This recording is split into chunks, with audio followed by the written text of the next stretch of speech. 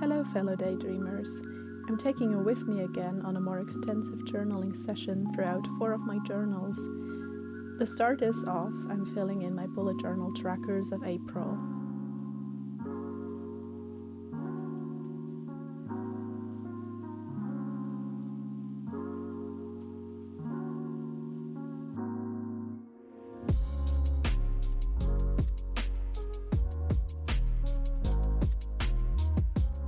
The mood tracker is turning out so cute with the plants I can draw in every day and color in according to my mood.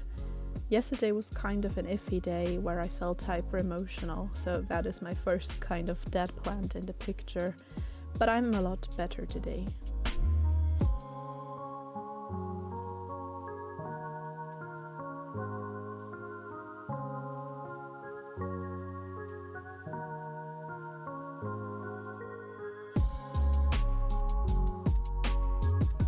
For my habits this month, I'm focusing on self-care, mentally and physically, as well as my social activities.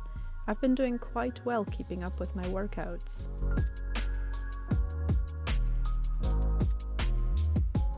After those more macro things, I'm going through my to-do list of the week, adjusting and ticking off tasks.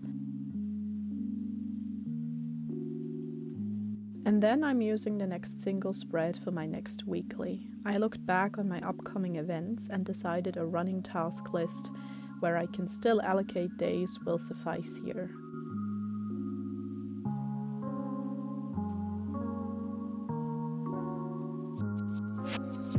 To keep the theming of the month coherent, I'm using the same colors of Faber-Castell pens again.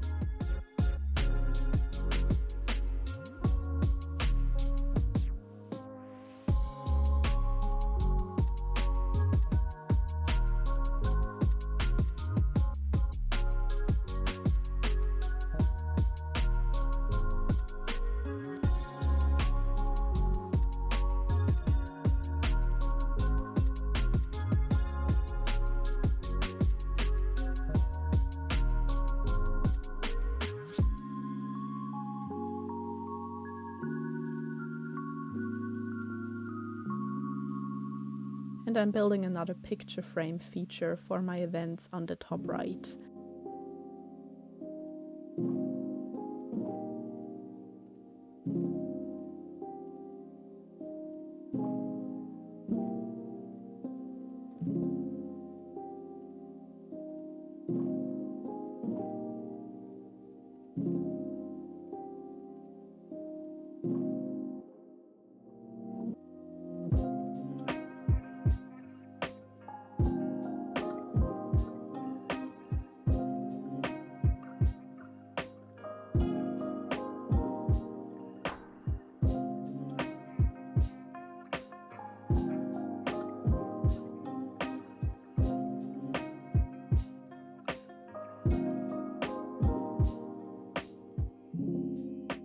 After filling in my more routine tasks that I already know will happen, I'm decorating the spaces that I won't necessarily need for planning.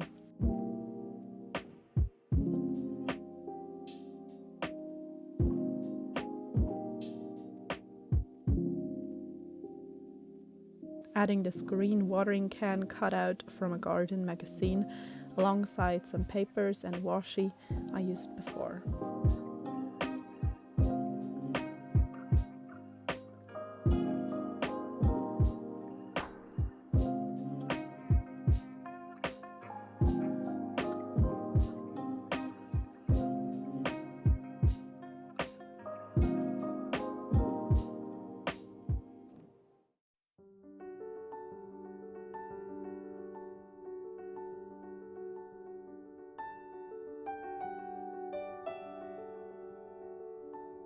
Moving on to my media journal where I keep track of all the different media I consumed. First, I'm filling in all the media I consumed in the last few days. That was mainly music for doing my chores and walking to work, as well as the reading I had to do for my bachelor's.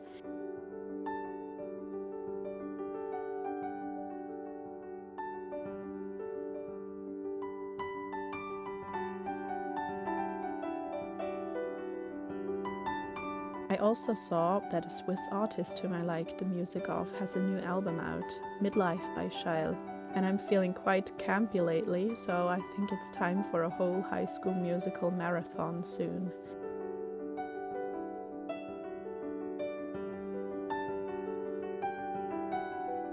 Since I'm having quite some time today to let myself go in a creative flow, I'm doing a wholly dedicated spread to one of my favorite series, Bridgerton. I recently reviewed the second season in English, which I like a smidge more than the first one, probably just because I am an Anthony fan. So I'm inspired by the whole style, color palette and symbolisms of the movie. That's why I'm bringing in lots of powdery pastel shades, ornated paper and also some plant and the bee stamp. I start with the biggest decor areas of the page first and keep adding to it. The gaps that are left in the end is where I'll fit in text, my thoughts about the piece. My creative brain just works better this way around. I found this interesting postal stamp that reminded me of a lady whistledown, so I made this whole little theme in the right low corner, with also a writing feather and some written on vellum.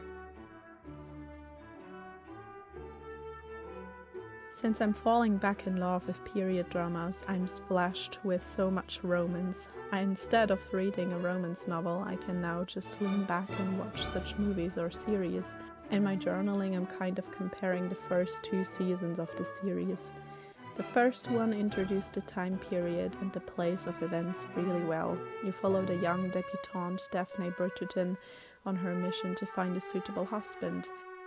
Since I really like the classified versions of more contemporary songs that are used all throughout the series, I paid homage to that with a piece of music washi.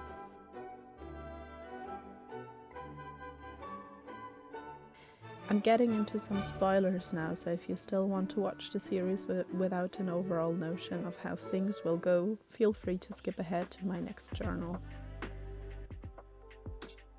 I found it so wholesome and intriguing to see the romance between Daphne and Simon develop, going from a clever transaction between the two to a friendship since they now pass so much time together, to in the end being conflicted about deeper feelings that grow in both of them, and then exploring the whole trauma surrounding the Duke and his journey to healing that was painful and wonderful in the end.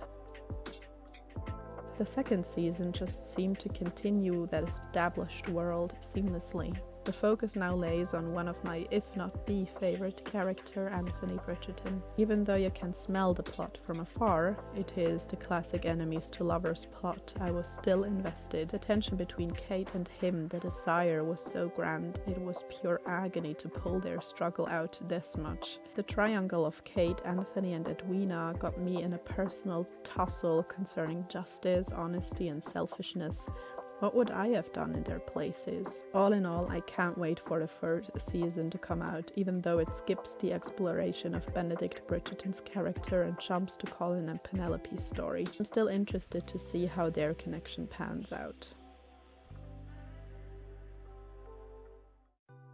So my mind is working really good right now from these past 2 journals, so I'm moving to even more profound matters, and I'm breaking out my 5-year journal, where I answer 3 prompts per week for hopefully 5 years. Feel free to answer the prompts for yourself alongside me. So the first prompt of the week asks, what am I grateful for today? I love this one, since being grateful is such a powerful thing. For myself, I noted that I'm grateful that spring seems to start now, finally. The weather is getting more joyful, and so am I. The second prompt asks, what am I currently working on, as in what project keeps me busy these days? Here I answered with my biggest and most present project right now, which is my bachelor's degree that I'm studying for. The third and final prompt for this week is, where would I want to go on a date? This is a cute one. I almost immediately had a picture in my head of a picnic in midst of a lush, summery forest, so that's what I wrote down. Some of those journal prompts are inspired by JashiiCorrin here on YouTube, by the way. It's rather hard to come up with 3 times 52 prompts on my own, I must say. I also wanted to use my tarot cards again. It has been about 2 months since my last major reading, So I'm doing the Celtic Cross that uses 10 cards. It's my favorite, more detailed way of reading. Please note that I'm not at all an expert doing this. I just like using these cards from time to time since they help guiding me along and set my priorities. First, I'm preparing the journal spread, noting the cards I'm using, the reading, and the date of the reading. Since I'm using so many cards today, I'm numbering sections of the page from 1 to 10 and adding the overall meaning of that number beside it.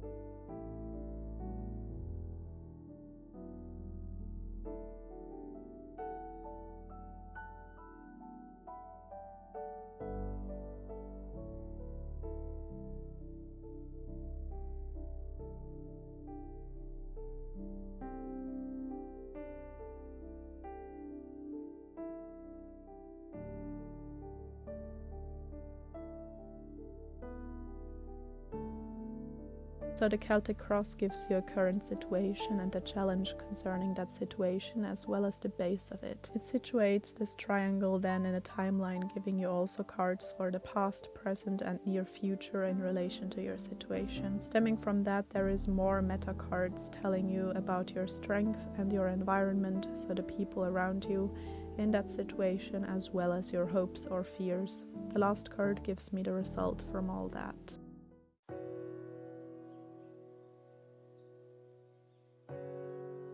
My situation card is the Four of Earth. This can be a warning card concerning my financial choices.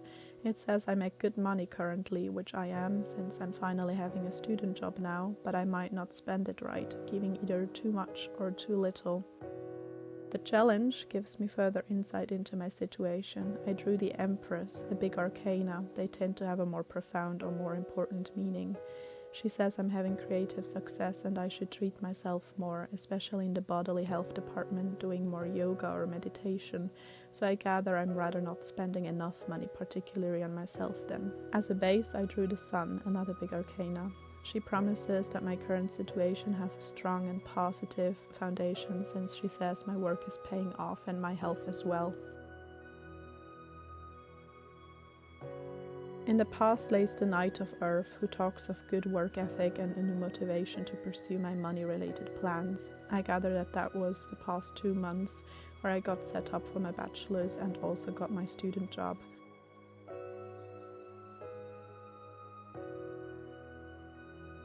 The present gives me the card Balance. This card tells me to focus on balance and cooperation to be able to continue on my path without major struggles.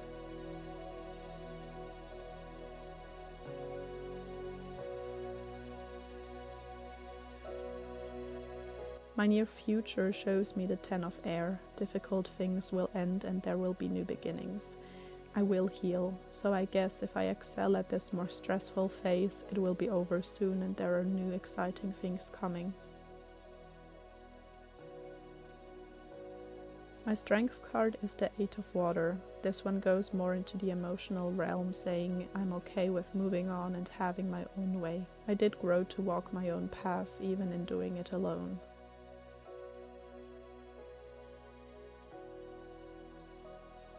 The people around me are represented by the Seven of Air, which this one is kind of alarming since it speaks of hidden agendas and bad timing, so I'm better off alone, at least when I shouldn't get distracted.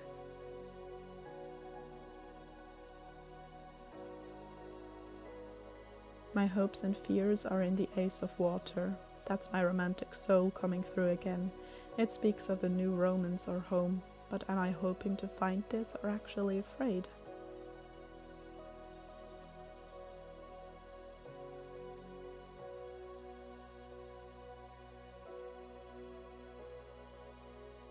In the end is the Moon, who frees from anxiety, resolves problems, gets me to find myself. So what I'm deriving from this reading is that my current struggles will eventually free me from present fears. Things will fall into place and I'll get to the truth of myself. To help me, I should focus on myself a little more, treat myself more, especially in the physical department. and before I know it, there will be a new chapter in life at my doorstep.